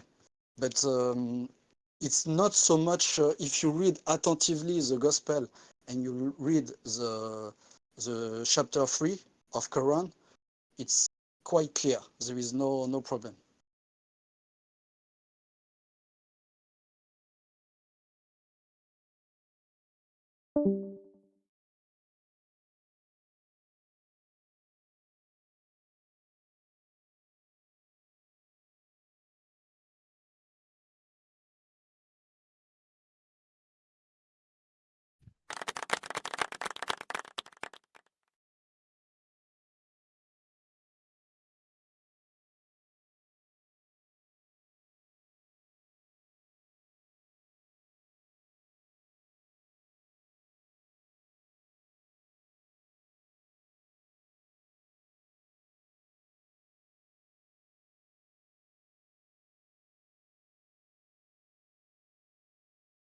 Yes, plus I would like to add something. Yeah, when I was talking about the chapter 3, it's only about Yahya. It's just about John the Baptist. It's better to start with only Quranic prophets and messenger, because the Bible is very difficult to, the way it's written, it's very difficult. It's very, hard to manage. And that's the best approach. It starts with Quran, because it's exact, it's pure, it's simple, and then you can extend reading the book, the Bible, because sometimes in the Bible you see, as you say before, it's there is mistakes, there is some rubbish thing and something not accurate.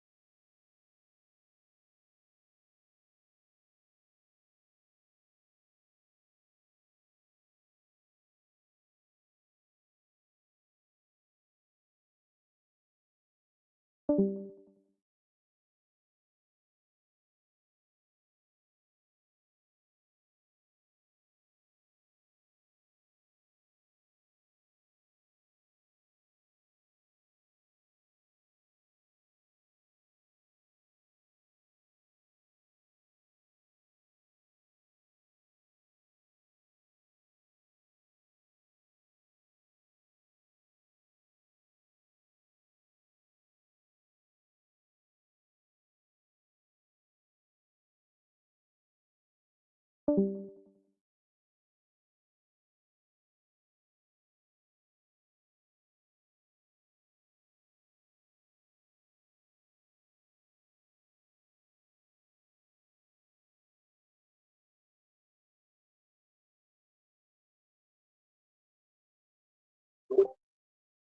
have gathered 2 announcements. The first one is that we might have a Turkish Quran study run by Ömer in the near future.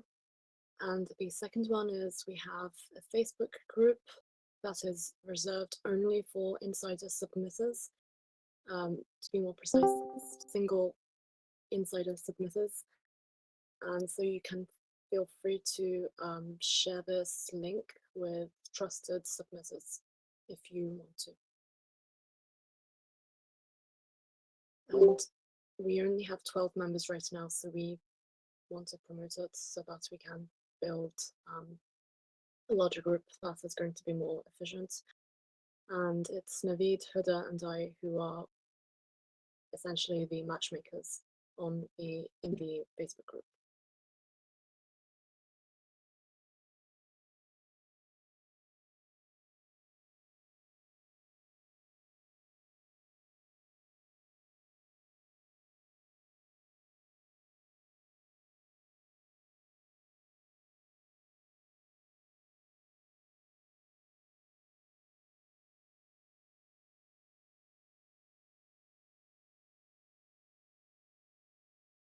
No, Percy, it's not arranged marriage. It's just a courting Facebook group for submitters only. It's just a safe space for submitters seeking a family.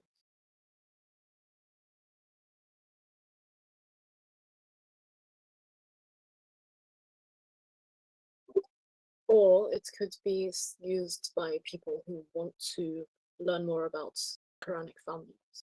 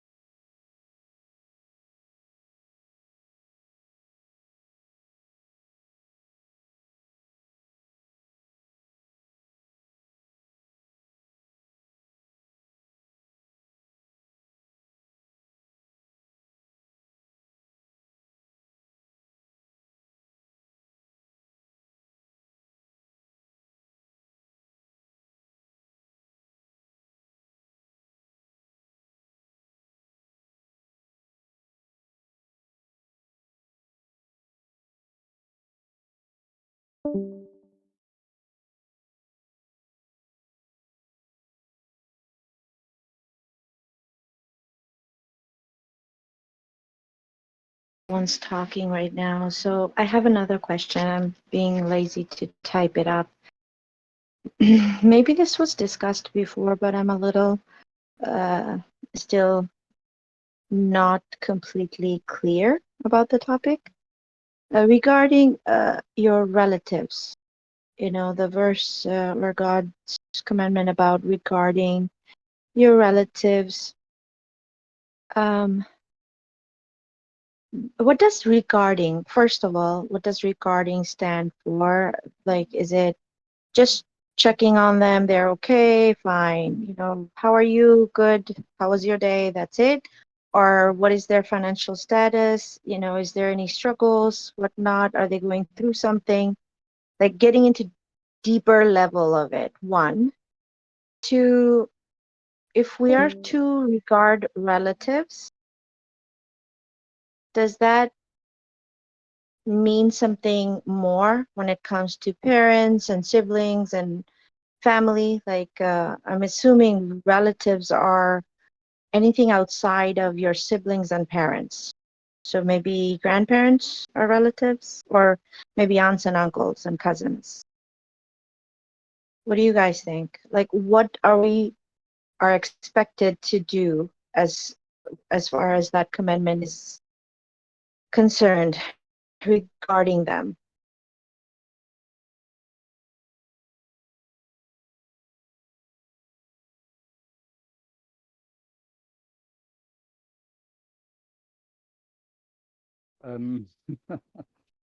There is nobody here to answer you.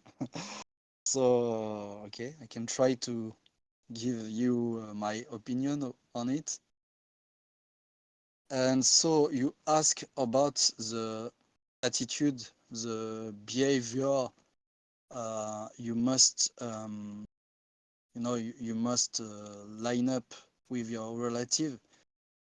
And you asking about the fact who is your relative exactly? That is your question. So, brother, What? there's like multiple questions. It is multiple questions together. So, one, what is considered relatives?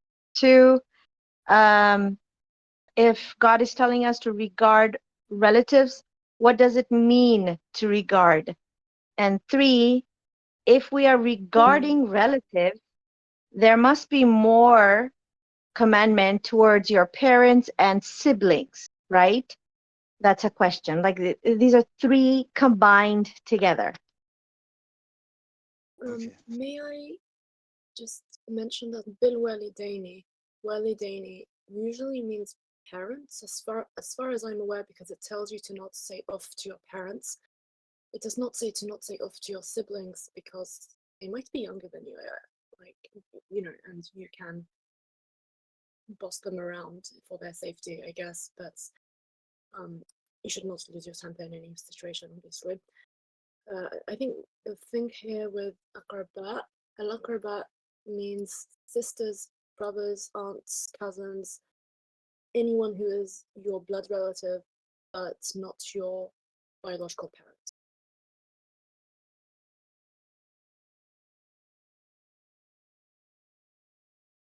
So, sister, as far as parents is concerned, I'm not confused at all. I know there are not just one or two or three, there's like 7 or 8 verses regarding respect and honor your parents. There's like a higher level, right? There's no way you can disregard them or disrespect them. That's not something I'm worried about or I'm confused about. I'm thinking as far as regarding, obviously you have to regard your parents, right? Like if you're regarding your relatives, I'm assuming regarding your parents is also very important. Caring for them and whatnot. But would that also include siblings as well? And again, I'm trying to figure out the word regarding. How far does that, apply? What are the things we do in order to regard? Maybe I have a poor understanding of that word, so I'm just trying to get a more detailed understanding. Anyways, yeah. Whoever wants to answer, please go ahead.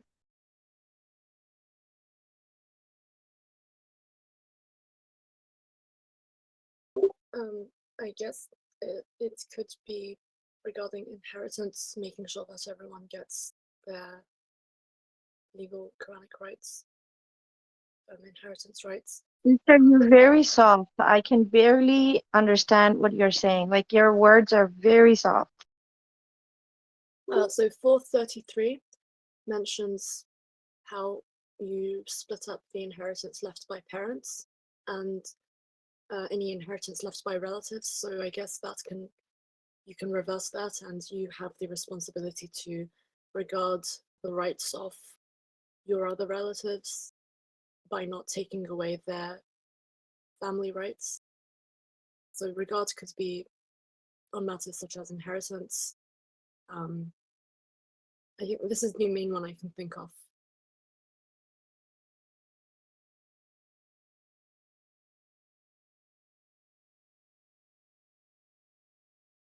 Sister, may you post the verse you are looking at?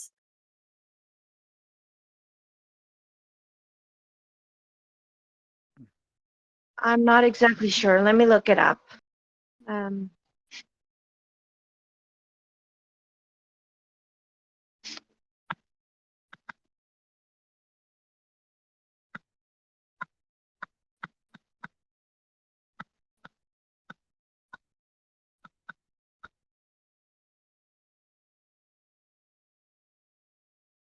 Um, I guess there's 283.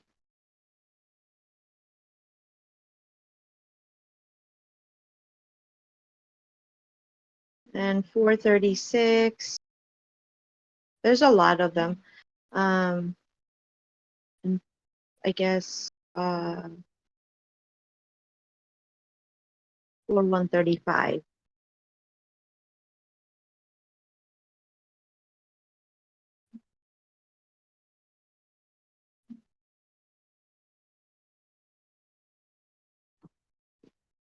Do you need me to post them on the VC1?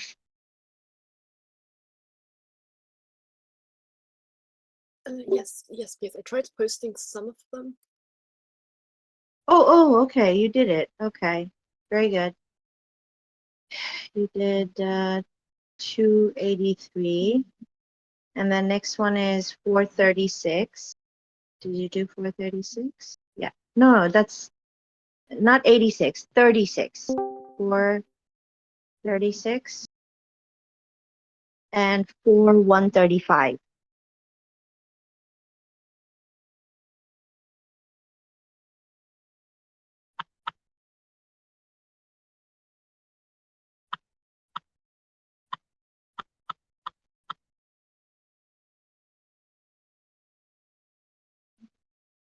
Oh, you did it too. Sorry. Yeah. Mm.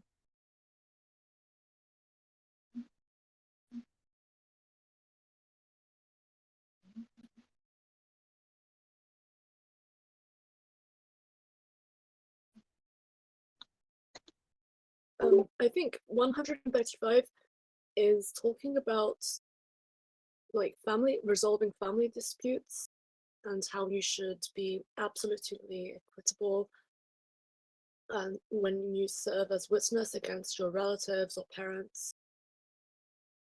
Yeah.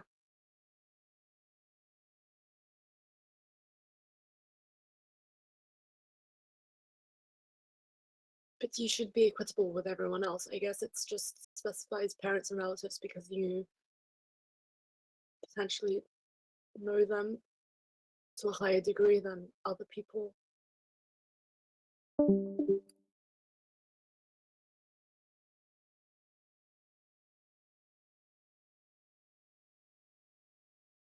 The reason I ask is like, so if,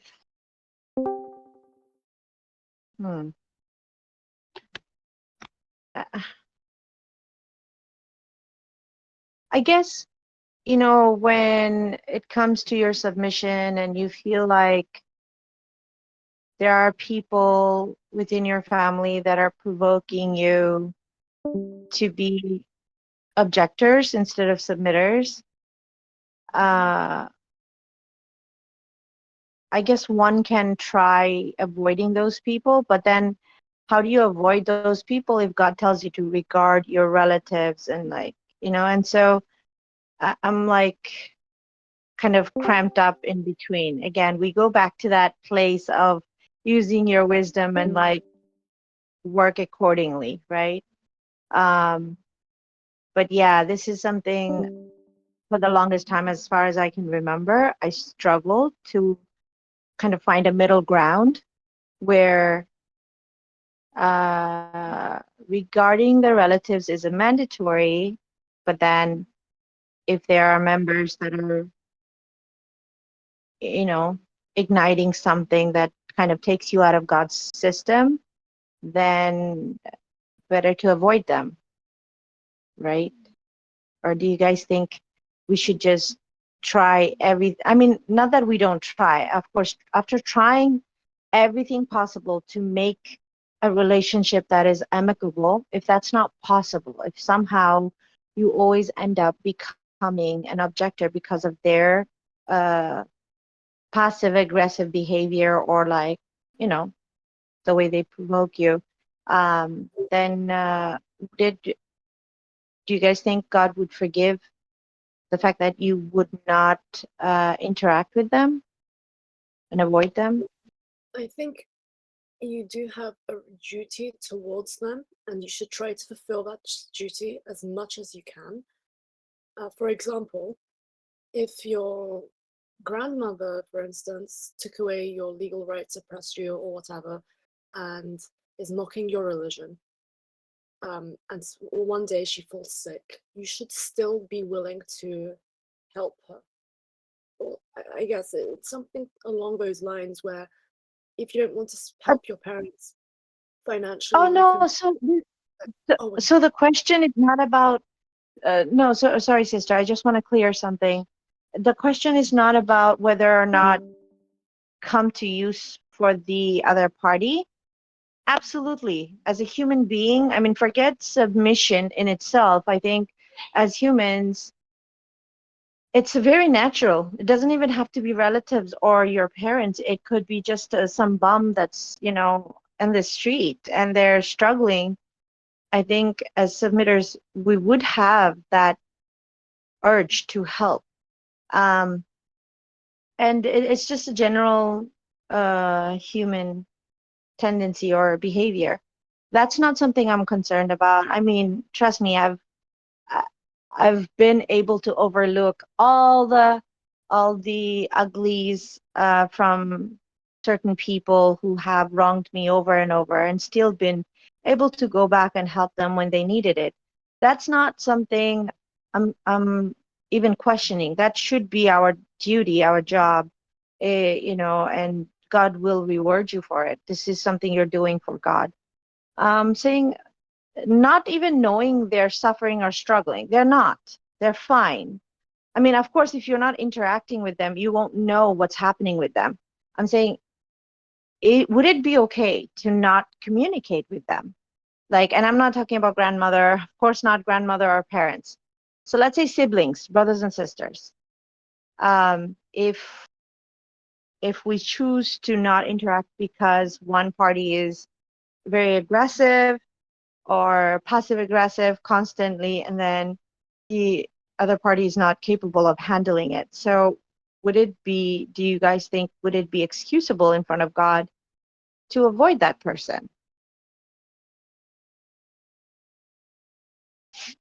Sorry for the confusion.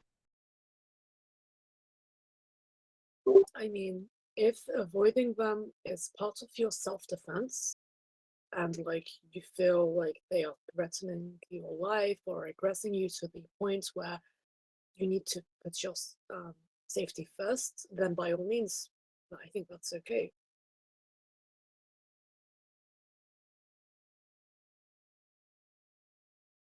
Okay, thank you, sister. I'm gonna rush for my salat. I was just sitting here with you guys, thinking I'm gonna go, but every time something comes up. Anyways, you carry on. God bless you guys. Salamun alaikum. Peace. Peace be upon you.